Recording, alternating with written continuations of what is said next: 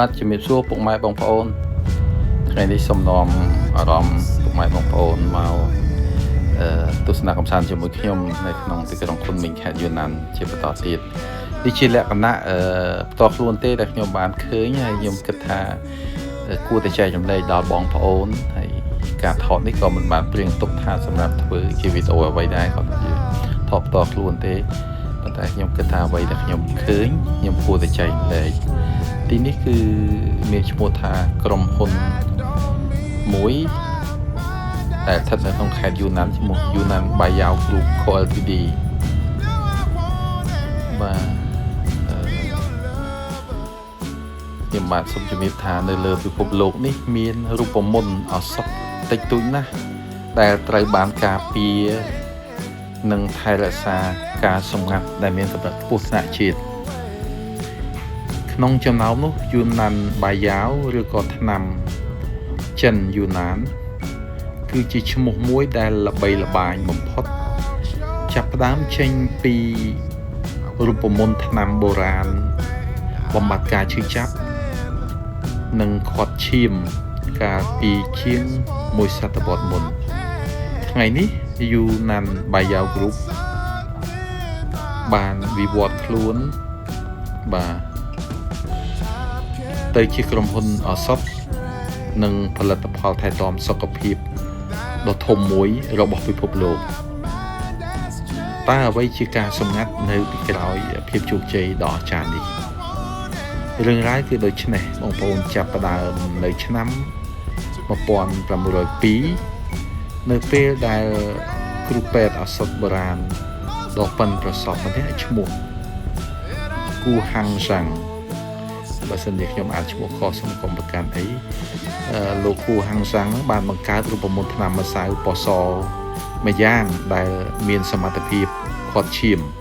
បំបត្តិការឈឺចាប់និងព្យាបាលរបួសបានយ៉ាងឆាប់រហ័សថ្នាំនេះត្រូវបានគេឲ្យឈ្មោះថាបាយបដាំងឬថ្នាំគ្រាប់រតនៈក្នុងអំឡុងសង្គ្រាមលោកលើកទី2និងសង្គ្រាមតស៊ូផ្សេងៗថ្នាំនេះបានជួយសង្គ្រោះជីវិតទាហានរាប់ម៉ឺននាក់នៅក្នុងសមរភូមិមុខរហូតទទួលបានគេឈ្មោះល្បីថាជាថ្នាំទឹកក្រោយមករូបមន្តឱសថនេះត្រូវបានប្រគល់ជូនរដ្ឋាភិបាលចិនហើយត្រូវបានរដ្ឋាភិបាលកំណត់ថាជាអាថ៌កំបាំងពាណិជ្ជកម្មថ្នាក់ជាតិដែលត្រូវបានការពារយ៉ាងម៉ឺងម៉ាត់បំផុតទោះជាយ៉ាងណាគេឈ្មោះ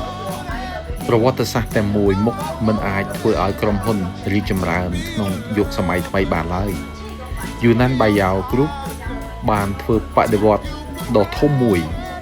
ដោយការរួមបញ្ចូលឱសថបុរាណចិន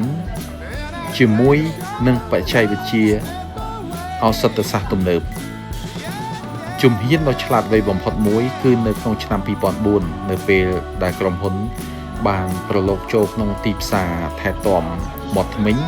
ដោយបង្កើតថ្នាំដុសធ្មេញ Yunnan Bayao ដែលមានសមត្ថភាពការពារការឈាមអញ្ចាញធ្មេញការច្នៃប្រឌិតនេះបានផ្លាស់ប្ដូរមុខមាត់ក្រុមហ៊ុនយ៉ាងខ្លាំងដោយបានរុញច្រានថ្នាំដុសធ្មេញនេះឲ្យក្លាយជាម៉ាកសញ្ញាលេខ1នៅក្នុងប្រទេសចិនរហូតមកដល់បច្ចុប្បន្ន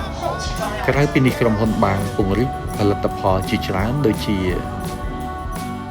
Plaster បិទបំបត្តិការឈឺចាប់ Spray បាញ់បំបត្តិការឈឺចាប់សម្រាប់កីឡាករផលិតផលថែទាំស្បែកនិងគ្រឿងសម្អាងធម្មជាតិបន្ទាប់ពីបានចុះបញ្ជីក្នុងទីផ្សារភាគហ៊ុនសិនចិនក្នុងឆ្នាំ1993 Yunnan Bayao Group បានប្រែក្លាយខ្លួនជាសហគ្រាសសាធារណៈដ៏មានឥទ្ធិពលដោយមានតម្លៃទីផ្សាររាប់សិបពាន់លានដុល្លារក្រុមហ៊ុនមិនត្រឹមតែជាមេដឹកនាំទីផ្សារក្នុងស្រុកប៉ុណ្ណោះទេប៉ុន្តែថែមទាំងកំពុងពង្រីកវិសាលភាពរបស់ខ្លួនទៅកាន់ទីផ្សារអន្តរជាតិរួមទាំងតំបន់អាស៊ីអាគ្នេយ៍អាមេរិកនិងអឺរ៉ុបផងដែរការវិនិយោគយ៉ាងសន្ធឹកសន្ធាប់លើការស្រាវជ្រាវ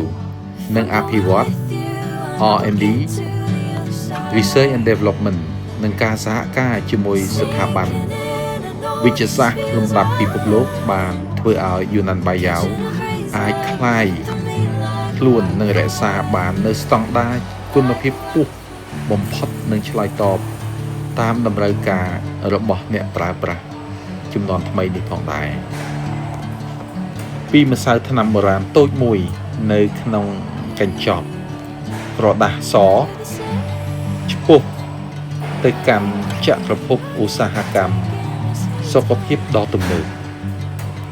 យូណានបាយយ៉ាគ្រុបបានបង្ហាញយ៉ាងច្បាស់ថាបេតិកភណ្ឌបុរាណនិងបច្ចេកវិទ្យាទំនើបអាចដើរទន្ទឹមគ្នាយ៉ាងល្អឥតខ្ចោះយូណានបាយយ៉ាវមិនត្រឹមតែជាមោទនភាពនៃឱសថបុរាណចិនប៉ុណ្ណោះទេប៉ុន្តែវាគឺជាគំរូនិងជាស្ពានតភ្ជាប់រវាងអតីតកាលបច្ចុប្បន្ននិងអនាគតក្នុងការថែរក្សាសុខភាពនិងសុខុមាលភាពរបស់មនុស្សជាតិទូទាំងពិភពលោក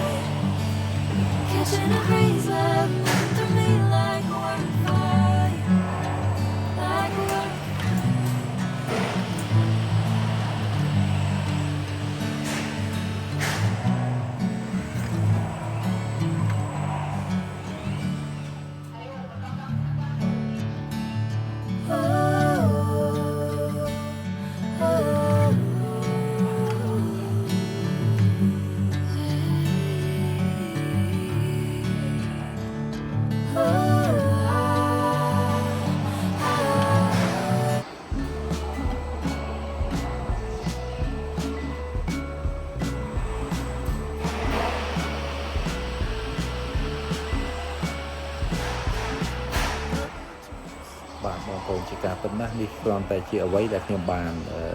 ទៅចូលរួមទស្សនាតាមការរៀបចំរបស់អ្នករៀបចំដែលបានអញ្ជើញហើយរូបខ្ញុំបាទព្រមទាំងបណ្ដាប្រទេសមួយចំនួនទៅទស្សនានៅពេលកន្លងទៅនេះដូច្នេះហើយខ្ញុំក៏យកការទស្សនាផ្ទាល់ខ្លួនរបស់ខ្ញុំទេបើមានការខ្វះខាតខុសឆ្គងខ្វះចន្លោះនៅព័ត៌មានទាំងឡាយណាសូមគប់ប្រកែប្រកាន់ហើយបងប្អូនអាចអញ្ជើញចូលស្រាវជ្រាវសិក្សាខ្លួនឯងទៅតាមប្រព័ន្ធអ៊ីនធឺណិតនិងប្រព័ន្ធបច្ចេកវិទ្យានានាក្រៅពីរោងចក្រដែលខ្ញុំបានទៅចូលទស្សនានៅដ៏ស្រស់ស្អាតនៅទីនោះហ្នឹងក៏មានការរៀបចំនៅសួនបែបទំនើបនៅក្នុងសួននោះគឺពោពេញទៅដោយរុក្ខជាតិដែលអាចប្រើប្រាស់ជាឱសថសម្រាប់ជាគ្រឿងផ្សំដើម្បីយកទៅផលិតនៅក្នុងរោងចក្រហើយនៅក្នុងសួនច្បារគំរូដ៏ស្រស់ស្អាតនេះគឺមានភាពទាក់ទាញមែនទែនប្រៀបបីដូចជាឋានដ៏ល្អមួយដែលគួរជាទីគយគន់និងជាទីមនោរម្យដែលខ្ញុំបានទៅដោយផ្ទាល់ We have more supervisors inside there. Oh, I see. ទីនេះជាតំបន់ដែលគេដាំការដាំរុក្ខជាតិសម្រាប់ធ្វើឱសថ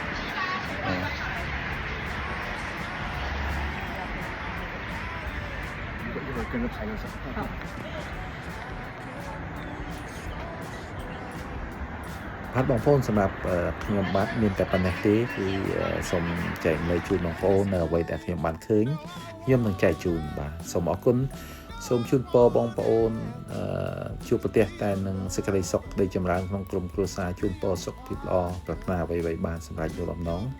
ជួបគ្នានៅវីដេអូផ្សេងៗទៀតនៅអ្វីដែលខ្ញុំបានឃើញខ្ញុំនឹងចែកជូនសូមអរគុណសូមជម្រាបលាបាទ